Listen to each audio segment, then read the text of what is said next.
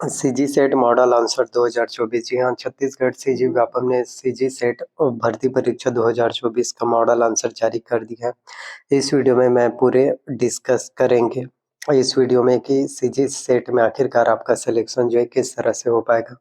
अगर आप इस वीडियो को पूरा देखते हैं तो आपको एक-एक चीज़ों के बारे में आपको नॉलेज मिल पाएगा, जो आप जानकारी पाना चाहते हैं कि किस तरह से आपका सिलेक्शन होने वाला है। तो सबसे पहले बात कर लेते हैं, बहुत से स्टूडेंट जो कमेंट्स कर रहे हैं कि हमारे 50 नंबर, 55 नंबर, 60 या 65 नंबर आ रहे हैं, तो 50, 55, 60 और 65 नंबर वाले स्टूडेंट का सिलेक्शन हो पाएगा या फिर उन स्टूडेंट का सिलेक्शन जो है नहीं हो पाएगा। तो मैं क्लियर रूप से बताना चाहता हूँ कि नो, 50, 55, 60 या 65 नंबर वाले स्टूडेंट का सिलेक्शंस नहीं हो पाएगा। आपको मैं बताना चाहता हूँ, जनरल कैटेगरी वाले स्टूडेंट को सीजी सेट में जो है नियम है 40% लाने का, और ओबीसी, एससी और एसटी कैटेगरी वाले स्टूडेंट को 35% नियम है कि आपको मार्क्स लाना है, यानी कि पेपर 1 और पेपर 2 में कितने नंबर आपके आने चाहिए। अभी फिलहाल बात किया जाए तो सीजी सेट में पेपर 2 का रिजल्ट आया है। जी हाँ, पेपर 2 का रिजल्ट यानी कि मॉडल आंसर जारी हुआ है, तो 2-4 दिन बाद आपका पेपर 1 का भी मॉडल आंसर आ जाएगा। तो पेपर 1 और पेपर 2 में दोनों में कितने-कितने नंबर होने चाहिए, तो मैं आपको बताना चाहता हूँ। यदि आप जनरल कैटेगरी वाले स्टूडेंट हैं तो पेपर 1 में आपका 40 नंबर होना चाहिए, क्योंकि देखो एग्ज़ाम्स में 50 क्वेश्चन पूछे गए थे, प्रत्येक प्रश्न आपके 2 नंबर के थे, यानी कि 50 प्रश्न तो 100 अंक हो गए। तो 100 नंबर में से पेपर 1 में जनरल कैटेगरी वाले स्टूडेंट को 40% लाना है, मतलब 40 नंबर, और ओबीसी, एससी और एसटी कैटेगरी वाले स्टूडेंट को 35% लाना है, यानी कि 35 नंबर।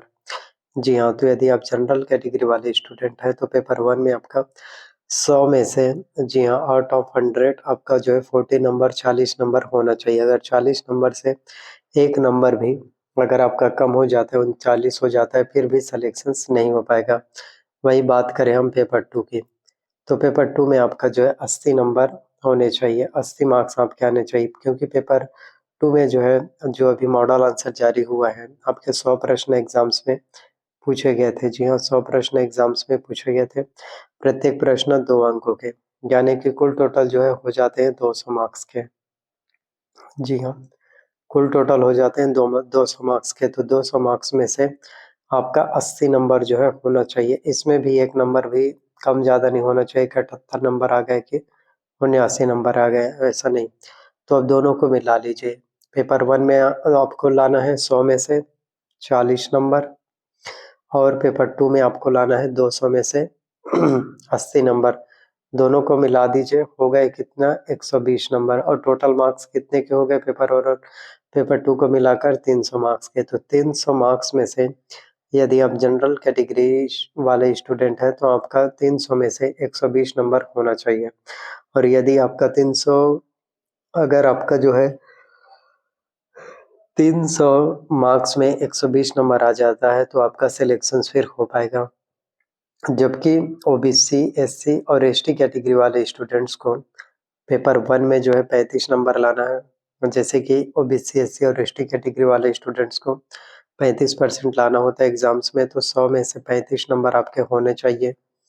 और पेपर 2 में अगर बात करें तो आपको जो है 70 नंबर लाना है।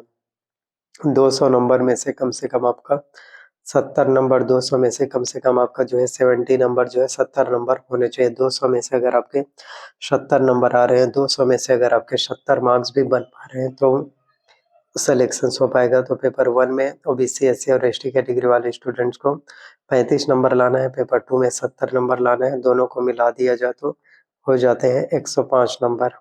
जी हाँ, तो आप लोग देख सकते हैं जनरल कैटेगरी वाले स्टूडेंट्स को कट ऑफ इसी के अकॉर्डिंग होने वाला है। जनरल कैटेगरी वाले स्टूडेंट को एग्ज़ाम्स में लाना है 120 नंबर, और ओबीसी, एससी और एसटी कैटेगरी वाले स्टूडेंट्स को एग्ज़ाम्स में लाना है 105 नंबर। तो इतने नंबर लाने वाले स्टूडेंट का ही सीजी सेट एग्ज़ाम जो है क्वालीफाई हो पाएगा। और जिस स्टूडेंट का अगर कम नंबर आ रहे हैं, जिस भी स्टूडेंट का अगर कम मार्क्स आ रहे हुए, उन स्टूडेंट्स को बताना चाहता हूँ कि आपका सिलेक्शंस नहीं हो पाएगा, चाहे आपने कितना भी मेहनत किया हो, नहीं हो पाएगा, इतने मार्क्स तो लाना ही होगा।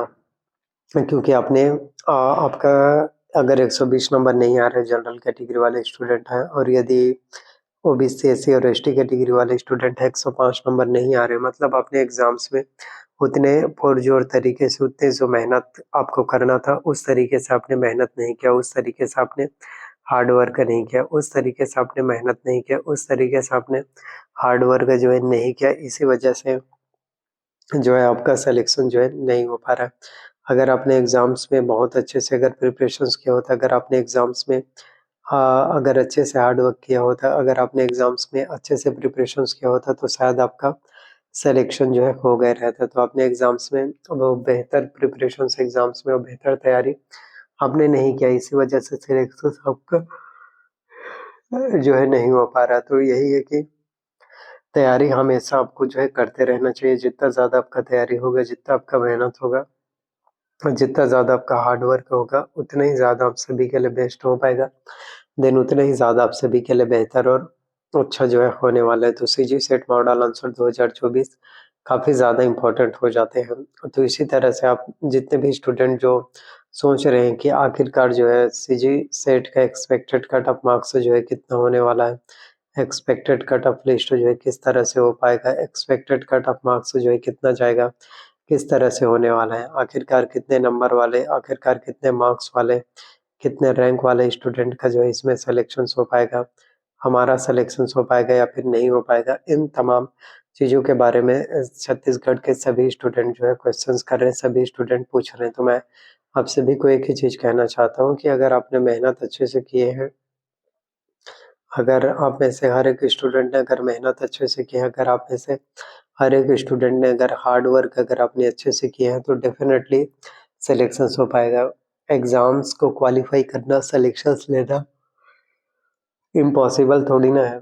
ये सब कुछ हमारे मेहनत के ऊपर ही डिपेंड करता है। अगर आपने अच्छे से मेहनत की है, अगर आपने अच्छे से तैयारी की है, अगर आपने अच्छे से अगर हार्ड वर्क किए होंगे, तो डेफ़िनेटली आप आगे बढ़ पाएँगे। डेफ़िनेटली अगर आपने हार्ड वर्क अच्छे से किए होंगे, मेहनत किए होंगे तो आपका एग्ज़ाम फिर क्वालीफ़ाई हो पाएगा। लेकिन अगर आपने मेहनत कम किए होंगे, हार्ड वर्क कम किए होंगे तो फिर कहाँ से सिलेक्शंस हो पाएगा? बिल्कुल भी आपका फिर सिलेक्शंस नहीं हो पाएगा।